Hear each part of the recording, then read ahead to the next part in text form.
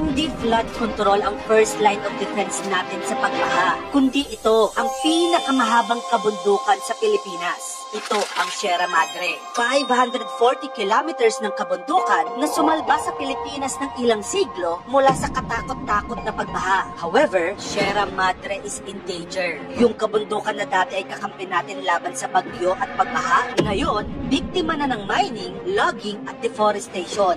Lats na nga tayo dahil sa malalang korupsyon sa flood control system, sinisira pa ang pinakamalaking protection natin mula sa kalikasan. Para lang ma-imagine mo kung gaano ka-importante ang Sierra Madre Mountain Range. This is the longest mountain range in the Philippines. Nasa 540 kilometers ito mula Cagayan hanggang Quezon. Sinasabing ito ang natural barrier at first line of defense natin laban sa bagyo. Ina-absorb na muna ng Sierra Madre ang impact ng bagyo bago pa makarating ito sa kanayunan. Aside from that, nasa Sierra Madre din ang mahigit na 40% ng forest cover ng bansa. Mahigit na 3,500 species ng halaman at 58% nito ay endemic. Ibig sabihin, sa Pilipinas mo lang makikita. Nagsisilbi din ng Sierra Madre na carbon sink. Umihigop ng carbon dioxide. Tumutulong para bawasan ang init. Kung sisirain mo ang Sierra Madre, mawawalan ang Pilipinas ng pinakamalaking proteksyon niya. Mula sa pagbaha, landslide, flash floods, lahat yan magiging posible na.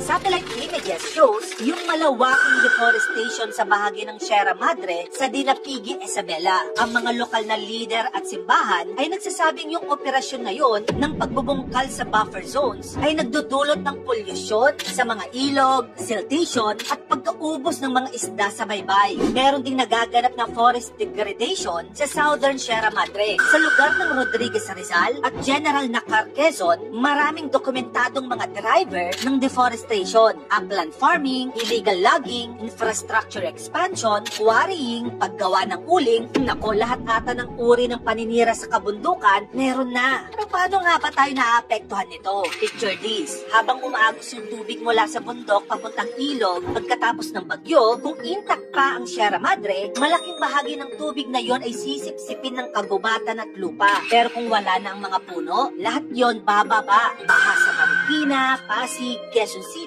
at mga kanayunan. Yung mga magsasaka nga sa Cagayan Valley, nagsasabing tuwing may mining, nagiging brown daw ang ilog nila. Ang sediment ay sumasama sa tubig dagat, nalulunod yung mga isda at ang pangkabuhayan nila ay nawawala. Pero alam mo ba ang mga unang biktima nito? Yung mga lokal na tribo sa Sierra Madre, lalo na ang Dumagat at iba pang indigenous communities. Dating kanila ang kagubatan na ito. Ngayon, pinagkaitan na sila ng sarili nilang mga lupa. So yun na nga mga kamagkano. Sierra Madre, hindi lang simpleng kabundukan yan. Ito ang ating kalasag. Kung pinapahintulutan natin sirain ito, inaalis na din natin ang proteksyon laban sa baha at bagyo. Time is running out. Save Sierra Madre.